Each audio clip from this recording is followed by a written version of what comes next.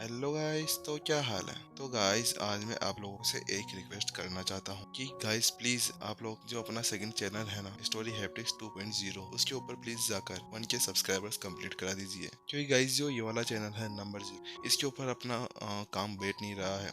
लेकिन चिंता ना करें, इसको हम लोग बंद नहीं करेंगे। लेकिन उसके साथ में जो हमारा सेकंड चैनल है ना, उसको भी आगे बढ़ाने की कोशिश कर रहे हैं। और अगर आप लोग चाहें तो आज के आज ही 1K सब्सक्राइबर्स करा सकते हैं। और इतनी तो हेल्प आप लोग अपने भाई की कर ही सकते हैं। क्योंकि गाइज अब रिस्पॉन्सिबिलिटीज बढ़ चुकी है, तो उसी वजह से अब हमें उसके ऊपर भी काम स्टार्ट करना होगा। क्योंकि गाइज मेरे को जितना पता है ना कि इस चैनल से कुछ भी ज्यादा होने वाला है नहीं। ये तो केवल आप लोगों के लिए ही मैं वीडियोस बनाता रहता हूँ, वरना मैं कब का इसको बंद कर चुका होता। लेकिन क्या करें, नंबर 0 ही है ऐसा, और विपिन को हम छोड़ नहीं सकते। इसी वजह से चलिए गाइज, चलो अब हम स्टार्ट करते हैं। और आप जल्दी से 1K सब्स का टारगेट कंप्लीट करा दो। जैसा कि हमने लास्ट एपिसोड के अंदर देखा था, जय मास्टर्स मान चुके थे और उसके बाद में कॉम्बैक्ट मास्टर्स और सभी वापस से अपने घर जा चुके थे। उसके बाद में हेड आदर्श ने नितिन से कहा था कि वह अब उसका वेट पवेलियन के अंदर करेंगे, क्योंकि नितिन को अब एग्जाम देनी थी 7 स्टार बनने के लिए। तो उसके लिए उसे 2 सील और चाहिए थी, और उसके लिए एक सम्मेलन वहां पर आयोजित किया जाना था, जिसके अंदर वह दोनों व्यवसायों का कंपटीशन होने वाला था। उसके बाद में नितिन अपने घर जाने ही वाला था कि अचानक से सिमर उसके पास में आ जाती है और वो डायरेक्ट उसको वहीं पर ही प्रपोज कर डालती है, और वहीं एपिसोड खत्म हो जाता है। चलिए शुरू करते हैं आज के हमारे इस नेक्स्ट एपिसोड को। सिमर के उस तरह के प्रपोजल को सुनते ही नितिन की चारों तरफ अंधेरा छा जाता है। वो लगी भगवी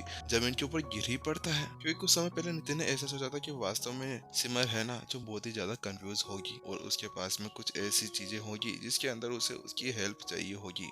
हालांकि उसने ऐसा कभी भी नहीं सोचा था कि वो यहाँ पर आके शायद उसको डायरेक्ट ही इस तरह से प्रपोज मार डालेगी। वास्तव में जो नितिन था वो हमेशा से सबको सलाह देने वाला था और सभी को इस तरह से चौंकाने वाला था। हालांकि उसने कभी भी ऐसा नहीं सोचा था कि एक लड़की यहाँ पर आएगी और उसको जमीन पर लाके पटक देगी। उसके बाद में नितिन अपने आप को थोड़ा संभालता है और उसके बाद में वो भी खड़ा हो जाता है और उससे कहता है, हाँ हाँ, तो मैं भी तो तुम्हें पसंद करता हूँ।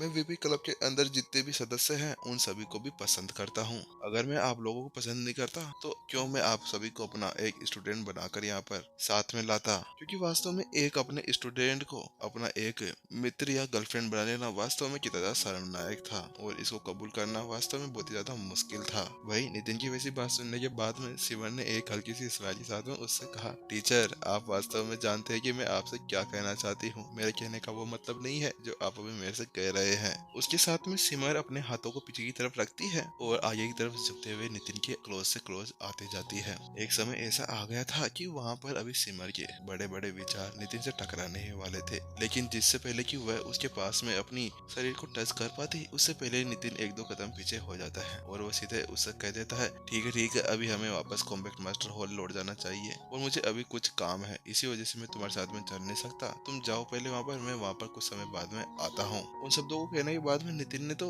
सिमर को जवाब देने का मौका ही नहीं दिया। वह तो वहाँ से ऐसे रफ चक्कर हो गया जैसे कि वो कभी वहाँ पर था ही नहीं। वही नितिन को वहाँ से चले जाने के बाद में उस नज़ारे को देखने के बाद में सिमर अब वहीं पर ही जोर जोर से हंसने लगी थी, क्योंकि वास्तव में उसने ऐसा कभी भी यहाँ पर नहीं देखा था। क्योंकि उसके टीचर एक बिल्कुल ही शांत व्यक्ति थे और पहली बार था जब उसने देखा था कि उसके टीचर इस तरह से हड़बड़ा रहे थे। क्या टीचर आप ही तो थे ना जिन्होंने मुझसे कहा था कि अपने दिल की सुनो। हाँ, माना कि मैं आपको एक टीचर के रूप में संबोधित करती हूँ, लेकिन मैंने कभी भी स्वीकृति समारोह को तो शामिल ही नहीं हुई थी, तो मैं आपकी एक डायरेक्ट स्टूडेंट भी नहीं हूँ। और तब तो ये सही था कि मैं आपको अपना एक प्रेमिका भी बना सकती हूँ। मास्टर्स कॉन्टिनेंट के अंदर एक छात्र और शिक्षक का रिश्ता बहुत ज्यादा गहरा होता है, लेकिन यहाँ पर सिमर नितिन को केवल एक टीचर ही मानती थी। उससे ज्यादा उसने आज तक एक स्वीकृति समारोह का कोई भी शामिल नहीं हुआ था। उसकी वजह से उसको वहाँ पर नितिन को अपना हमेशा के लिए टीचर बना लेना ही कोई जरूरी बात नहीं थी, क्योंकि अभी वह उसकी कोई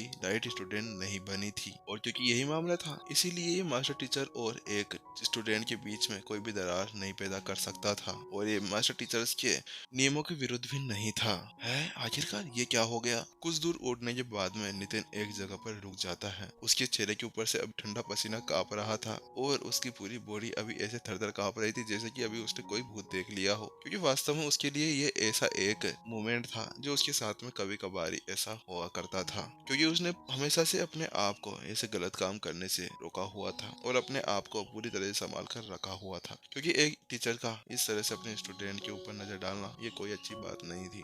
आखिरकार आजकल के इन बच्चों को क्या हो गया है। अरे ये तो कतई अलग ही लेवल के ऊपर पहुंच चुके हैं, क्योंकि जब नितिन ने प्रत्युषा को प्रपोज किया था ना, तो उससे पहले उसको बहुत ज्यादा हिम्मत जुटानी पड़ी थी और कई दिनों तक उसका वेट करना पड़ा था। लेकिन वास्तव में आजकल के ये बच्चे तो अलग ही लेवल के ऊपर पहुंच चुके हैं, सीधे आकर अपने टीचर को ही इस तरह से प्रपोज कर देना कि वास्तव में इनके अंदर अब थोड़े से भी शिष्टाचार नहीं भरे। हे भगवान, ये दुनिया तो अब काले अंधेरे के अंदर जा रही है। वो तो बढ़िया है कि मैं वहाँ से जल्दी से भाग आया, वरना पता नहीं वहाँ पर आज क्या ही हो जाता।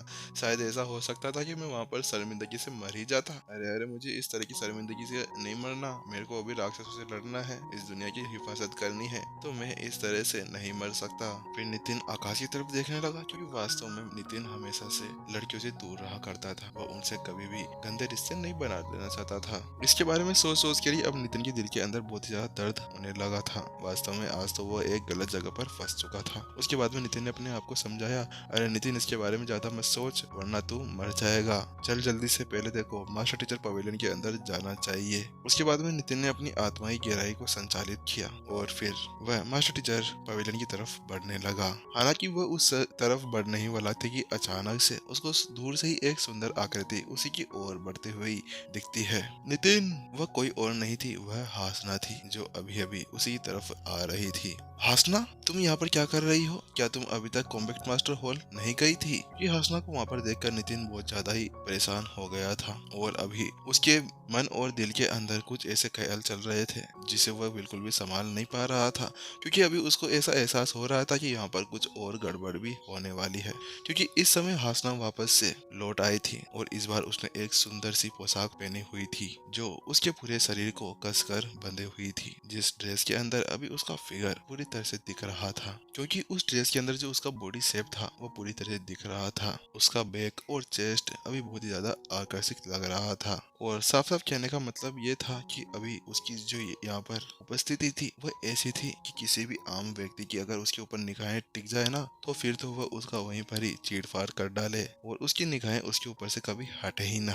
हासना चलती हुई आगे की तरफ आती है। वह बड़े ही नाजुक कदमों की तरफ नितिन की तरफ बढ़ रही थी। नितिन, मुझे आपसे कुछ बात करनी है। वहीं हासना आगे बढ़ती जा रही थी और नितिन के दिल की धड़कनें धक धक करती जा रही थी।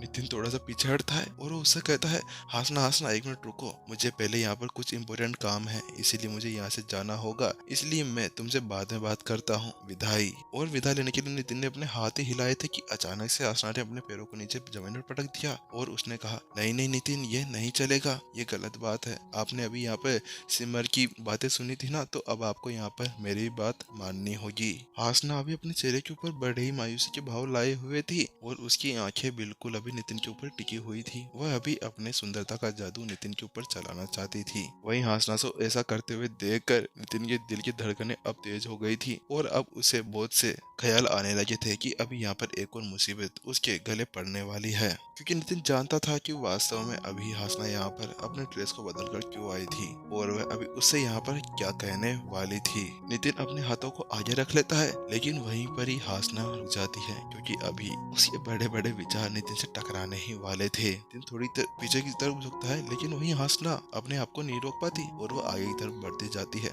अभी वो नितिन के बिल्कुल क्लोज आ गई थी। ऐसा लग रहा था किसी पर उन दोनों के बीच में किस हो जाएगी। वह अपने हाथों को पीछे बांधती है और आगे झुकते हुए कहती है, ऐसा लग रहा था किसी पर वो उसके ऊपर पड़ जाए और उसको जोरदार हग कर ले। मैं आपसे एक बात कहना चाहती हूँ। हासना से उससे आगे कहा, मैं आपके पीछे पीछे कहीं पे भी जाने के लिए तैयार हूँ, चाहे से दुनिया का अंत ही क्यों ना हो जाए, लेकिन मैं आपका पीछा कभी भी नहीं छोड़ूंगी। हासना एक ऐसी लड़की थी जो आमतौर पर निर्णायक रूप से काम किया करती थी, हालांकि फिर भी इस बार उसे वह सब कुछ शब्द कहने के लिए सारी हिम्मत को जुटाना पड़ रहा था। हो अच्छा, तो तुम मेरे पीछे पीछे आना चाहती हो? अरे ऐसी बात है, ये तो बहुत ही ज्यादा इजी है। चलो सबसे पहले तुम मुझे अपना टीचर मानो, उसके बाद में मैं तुम्हें हर एक जगह पर ले जा सकता हूँ, वरना अगर तुम मेरे यहाँ पे स्टूडेंट नहीं बनती हो तो उसके बाद में तुम केवल मेरी एक दासी बनकर ही पीछे पीछे घूम सकोगी।